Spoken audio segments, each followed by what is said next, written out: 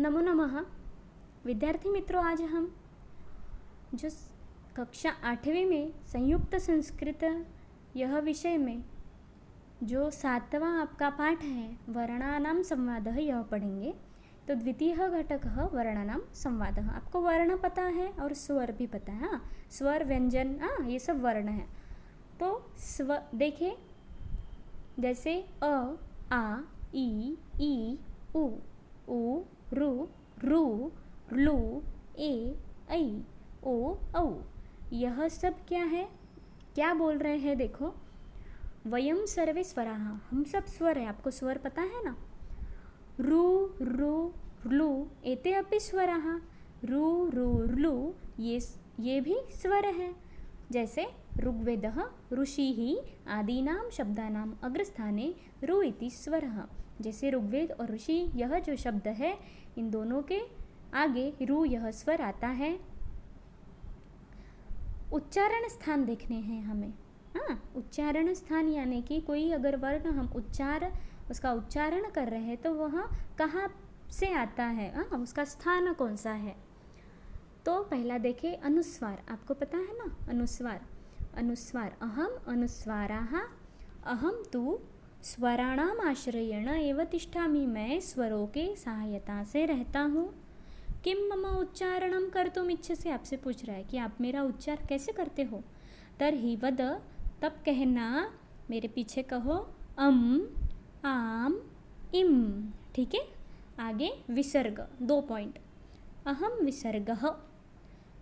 मम अपि उच्चारणं स्वरैः सह भवति। मेरा भी उच्चारण स्वरों के साथ होता है। यदि मां वक्तुम् इच्छसि तर्हि वद। जब आप मुझे कहना चाहते हो तो कहिए अह, इह, उह। ठीक है। जैसे ह का उच्चार करना है। आगे हम देखेंगे व्यंजन। तो क, च, ट, त, प, यह वर्ग है, क्लास। हाँ, जैसे क्लास है ना, वैसा वर्ग। तो क, ख, ग, घ, इसका एक वर्ग है। तो क वर्ग का देखेंगे।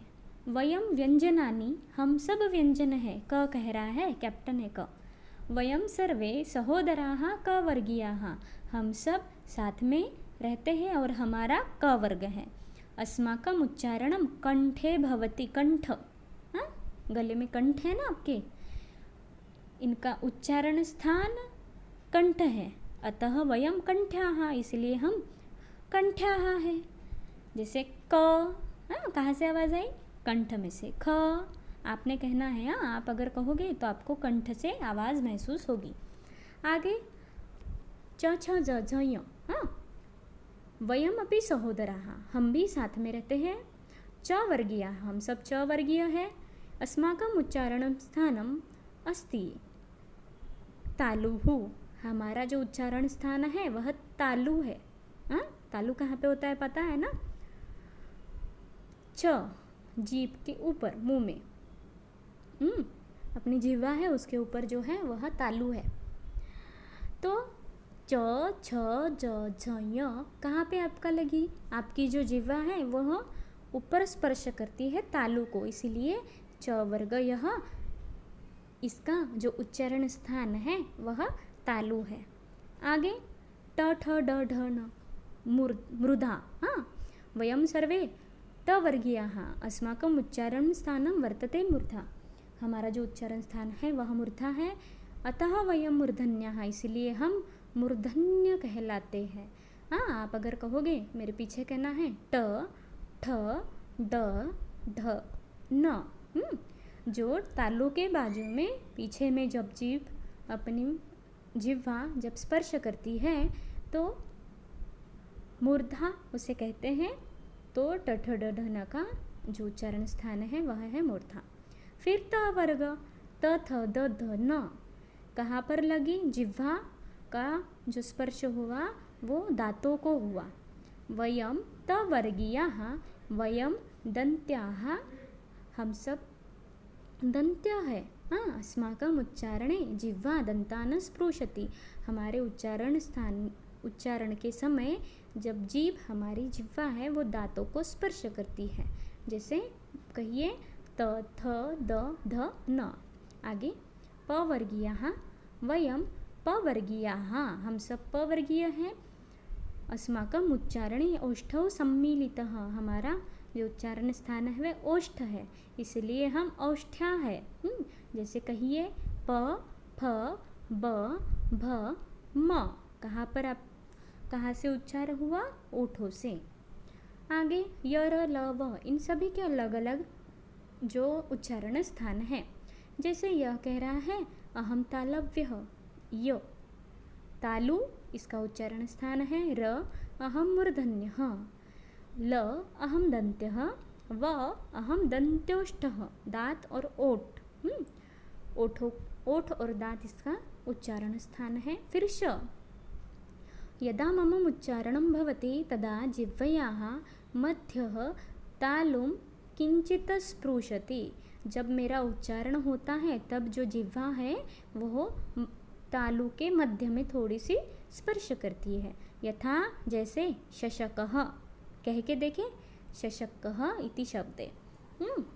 अतः अहम तालव्यः, इसलिए मैं तालव्यः हूँ। षट्कोण का श, यदा मम उच्चारणं भवति तदा जिह्वयाः पृष्ठभागः मूर्धानं किंचित स्पृशति, पृष्ठभाग पे जिह्वा थोड़ी सी मृदा को, जिह्वा का जो पृष्ठभाग है वह मृदा को थोड़ा सा टच करता है, स्पर्श करता है। जैसे षट्कोण, हाँ। अतः अहम मूर्धन्यः। स, यदा मम उच्चारणं भवति तदा जिह्वयाः अग्रं दन्तान् किंचित स्पृशति, यथा समीरः इति शब्दे। अतः अहम दंतव्यः। समीर अगर आप कहते हो तो आपका जो आपकी जिह्वा का अग्रस्थान दांतों को छूता है, इसीलिए स यह दंत्यः है। आगे ह, अहम कंठ्यः, ह का उच्चारण करते समय कंठ से आवाज आती है, इसीलिए कंठयः है। आगे क्ष, यह संयुक्त अक्षर है। संयुक्त यानी कि मिक्स, दो वर्णों से बना हुआ संयुक्त अक्षर। एतयोः संयोग क प्लस श, एतयोः संयुगेन अहम भवामि, क और श से मिलकर मैं बनता हूँ क्ष, इसीलिए मैं संयुक्ताक्षर हूँ। जैसे ज्ञ, ज और ञ, हाँ। एतयोः संयोगेन अहम भवामि, इन दोनों वर्णों से मिलकर मैं बनता हूँ, इसीलिए मैं संयुक्ताक्षर हूँ। ठीक है, तो यहाँ पर हमने वर्ण और वर्ण के उच्चारण स्थान पढ़े। आप इसे एक बार दोबारा पढ़िए और याद करें। धन्यवाद।